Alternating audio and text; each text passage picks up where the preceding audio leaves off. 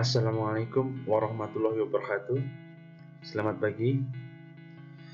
Semoga dimanapun kalian berada selalu dalam keadaan sehat dan terhindar dari COVID-19 ini, gitu ya. Baik, kita lanjutkan KBM minggu lalu. Minggu lalu kita melakukan review terkait konsep limit fungsi aljabar dan sifat-sifat trigonometri.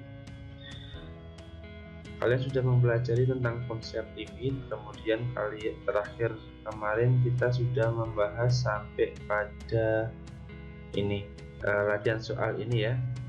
Jadi untuk yang A sudah, yang B sudah, sekarang yang C. Untuk kasus yang C ini, untuk limit X mendekati 3, untuk fungsinya yaitu X kuadrat ditambah 3X dikurangi 18 dibagi akar X min akar 3. Jadi kalau ada kasus seperti ini, kalian perhatikan penyebutnya, di situ ada akar, maka salah satu caranya adalah dengan cara merasionalkan terlebih dahulu, yaitu dirasionalkan dengan cara dikalikan dengan akar sekawan, gitu ya. Oke, mari kita lihat penyelesaiannya. Kalian bisa lihat di situ untuk limit X mendekati 3 fungsinya tersebut. Untuk menyebutnya ada akarnya, maka dikalikan dengan akar sekawan, gitu ya. Jadi kalau di situ menyebutnya akar X min akar 3, maka dikalikan dengan akar X ditambah akar 3 per akar X ditambah akar 3, gitu ya. Tidak berubah nilai karena hasil pembagiannya itu adalah 1. Setelah kemudian kalian tinggal operasikan saja, dilakukan kali yang atas kali atas, bawah kali bawah, diperoleh hasil pada baris kedua tersebut. Di situ terdapat suatu sub yang terdiri yaitu X min 3 dan yang lainnya juga X min 3. Nah, yang sama kalian tinggal saling hilangkan, maka diperoleh limit X mendekati 3 X plus 6 dikali dengan akar X plus akar 3. Nah, ini sudah sederhana, dan ketika kalian masukkan angka X sama dengan 3, maka bukan 0 per 0 lagi ataupun tak 3 per tak 3. Jadi bisa kita masukkan nilai X sama dengan 3, gitu ya. Kalian tinggal masukkan X mendekati 3, maka diperoleh nilai akhir yaitu 18 akar 3. Seperti itu ya. Itu penyelesaian untuk kasus nomor yang huruf C. Baik, kita lanjut. Sekarang kita akan membahas terkait teori lemah limit. Kalian sudah pernah mendapatkan ini juga di kelas 11 MIPA, matematika wajib ya kalau tidak salah. Ada beberapa sifat yang diperoleh dari teorema limit. Jadi saya bacakan seperti ini ya. Untuk A, C, dan N adalah bilangan real serta fx dan gx-nya adalah suatu fungsi yang terdefinisi pada bilangan real. Maka berlaku teorema limit seperti berikut. Yang pertama, limit x mendekati A, fungsinya adalah suatu konstanta, gitu. Jadi bilangan real konstantanya C. Kalau ada suatu limit seperti ini, maka tidak perlu dimasukkan nilainya karena tidak ada nilai x-nya, maka tinggal hasilnya adalah konstanta tersebut ya. Untuk nomor 2, teorema nomor 2, limit x mendekati A, konstanta dikalikan dengan fx fungsinya ya. Ketika ada suatu bentuk seperti ini, maka nilai konstanta ini bisa kalian keluarkan. Nah, jadi seperti ini, C kali limit X mendekati A X, gitu ya. Untuk teorema yang ketiga, untuk X mendekati A, Fx plus minus Gx, jadi ada operasi plus bisa operasi minus, gitu ya. Maka kalau ada bentuk seperti ini, kalian bisa pecah, jadi limit X mendekati A Fx sendiri ditambah ataupun dikurangi limit X mendekati A untuk Gx, gitu ya. Untuk yang keempat, limit X mendekati A Fx dikali Gx, jadi ada suatu perkalian fungsi di sini, maka juga bisa dipecah menjadi limit X mendekati A Fx sendiri kali dikalikan dengan limit X mendekati A dari Gx, gitu ya. Selanjutnya untuk yang nomor 5, limit X mendekati A, Fx dibagi Gx sama halnya dengan nomor 4, maka dapat kita pecah. Hanya saja operasinya adalah bagi, ya, bukan kali.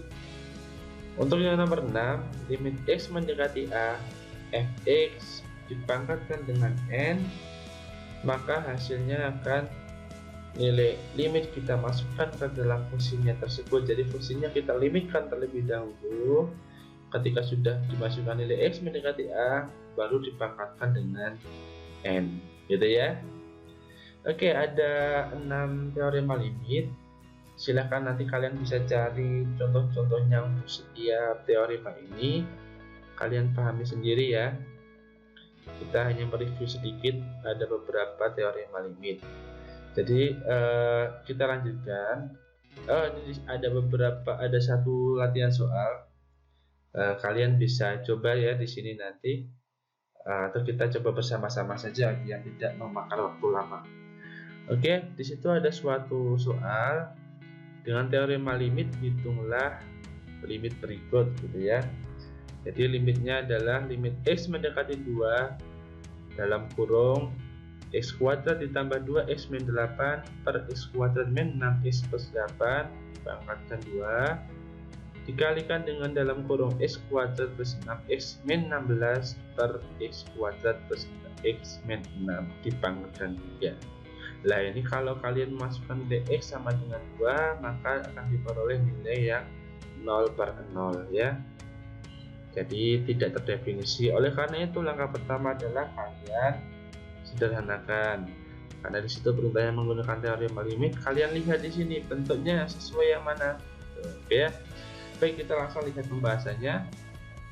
Nah, di situ langkah pertama adalah kalian pilih teorema limit yang cocok dengan bentuk tersebut. Nah, yang cocok adalah bentuk nomor 4, gitu ya.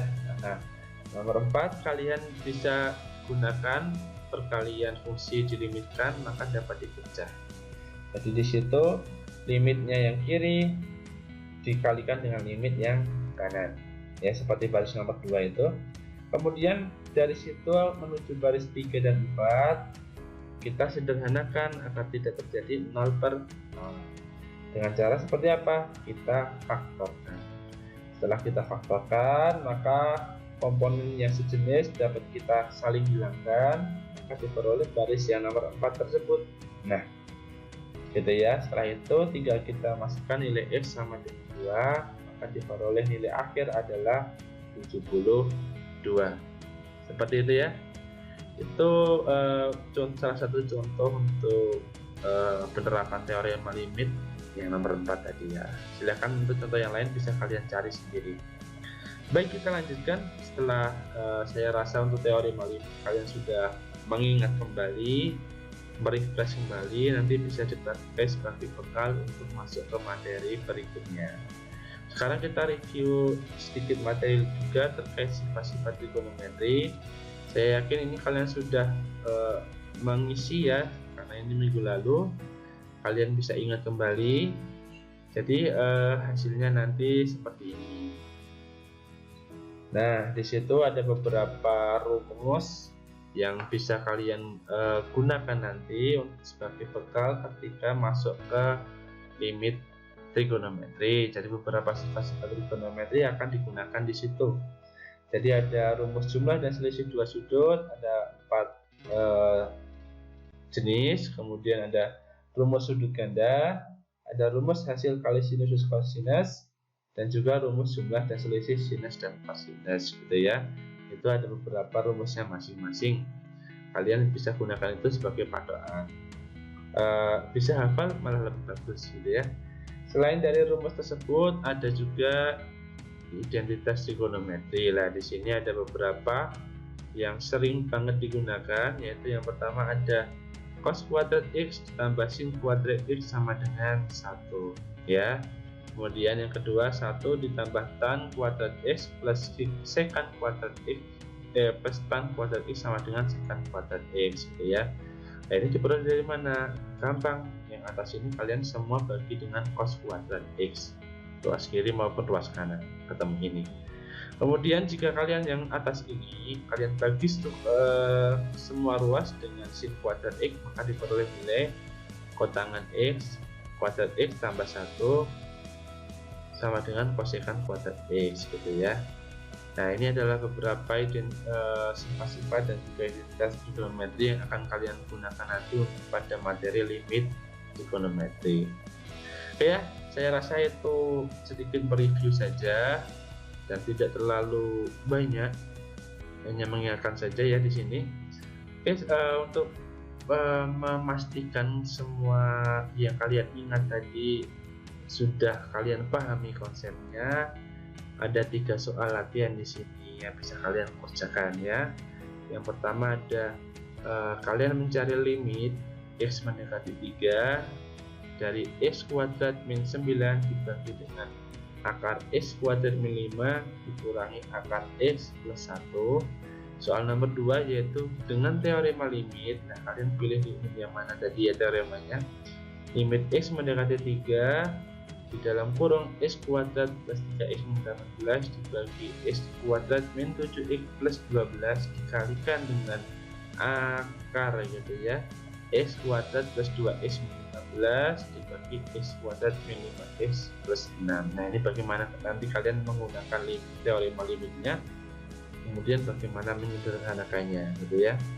Nah, soal nomor 3 ini terkait identitas trigonometri dan juga beberapa sifat-sifat yang kalian review tadi, membuktikan. Jadi nanti buktikan tan alfa per 1 min tan kuadrat alfa sama dengan sin alfa kali cos alfa per cos kuadrat alfa minus sin kuadrat alfa.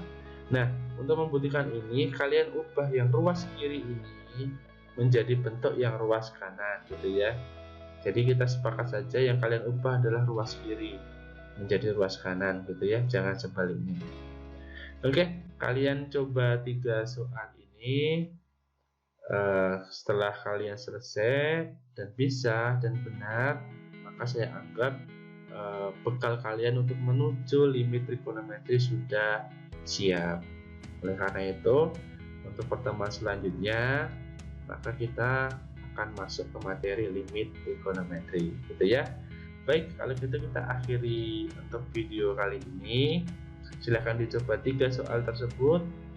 Jika belum ada yang paham atau masih ada yang belum paham, bisa ditanyakan ke saya gitu ya. Kita akhiri. Wabillahi taufiq wal hidayah. Wassalamualaikum warahmatullahi wabarakatuh.